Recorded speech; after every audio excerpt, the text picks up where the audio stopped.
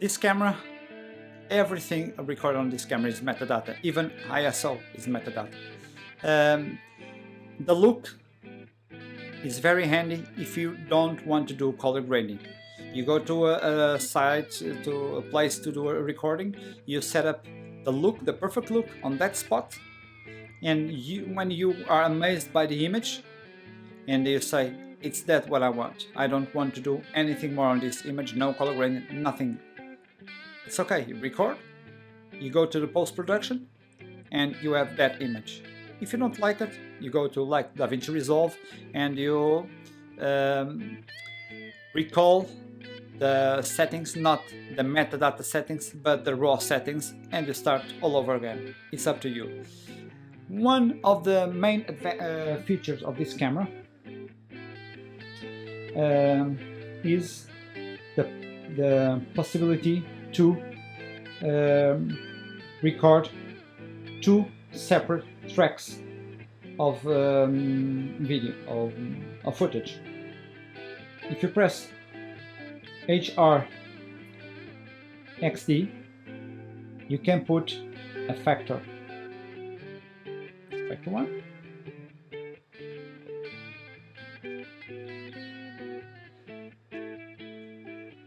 What is this in the right terms? When you record in HD XR, the camera is recording two separate tracks of image. Your motion image. I will not call it video because it's not video, this is motion picture. So the A track is your main track, your X track, it's the track that will allow you to see over that window. I will show you. Look, you can see what is outside the window. But if I press A track, I can see a shit. So this A track, it's amazing for indoor. A track is set up for the light in this room. And the X track is set up for the light outside of the window. Now you are questioning, yeah, okay, I have two tracks. I have one track for detail on the shadows, and I have another track for the detail on the highlights. What is the amazing part? In post-production you can blend them together. You have the A track and the X track. Even DaVinci Resolve, Final Cut Pro X, the Red Cine X Pro will allow you to create a final motion track based on the two motion tracks that you recorded. Like that, this camera, this little baby here, can achieve 20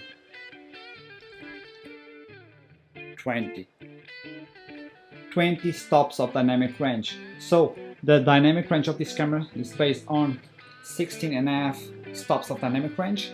With the X track active, you can go up to 20 stops of dynamic range. It's insanely, it's a beast. Remember, if you want a very high span dynamic range, you can record in menu HDRX. You can activate it, and this factor, it will it's like putting a track 2 or 3 or 4 stops below the A track. So I will put factor 6 in X track, and it's the same shit. Yeah, this factor only affects the X track. Now see, outside of the window. Outside of the window is all blown up, no information. You press the extract and see, you have all there. The camera will record both exposures, A track, X track. But now I add 150 frames per second. What happened? As I'm recording 2 tracks of motion picture, the actual frame rate it lowered by the half. So if you are at 150 frames per second and you are recording 2 separate tracks of motion picture, now you get 75.36 frames per second. This camera has a great audio. On the front it has 2 ports. They can support balanced and unbalanced, and also you can activate 48 volt of phantom power. I will show you. You go to the menu, you go to the settings, you go for the this. You go to the audio, you go to the control, and you can here see channel 1 and 2. If you add another adapter, you can have more channels. You can set up the gain of the microphones. The camera has no microphones. You have to connect external microphones, but you can do it like microphones that need phantom power. You have the headphones volume. Now, on this channel you can use unbalanced or balanced input, and you can activate the 48 volt phantom power, and you can activate them separately because the camera has 2 inputs in the front. And you can even say cam analog, and if you have another module like a yaw analog adapter, you can choose where it comes the audio.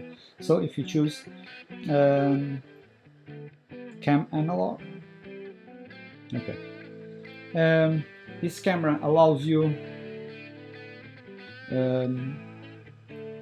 as you know, many cinema cameras have black shading calibration.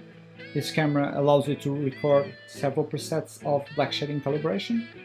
I will not talk about that now.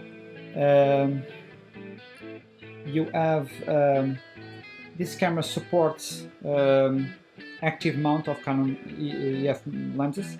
It can do autofocus, but it's terrible. This camera is not for autofocus. It can do it, but it sucks. It's like the worst, the bad, the terrible and most painful autofocus in the world. And it's also a good camera. So this camera is meant to be used to manual lenses, not autofocus. As I said, it can do it in the Canon. I will show you my product. Okay. This barrel, this gear barrel, is my brand, Cinecanton. It's my design, my print. The other thing I did not show you is this little button here, the rec button. If I press here,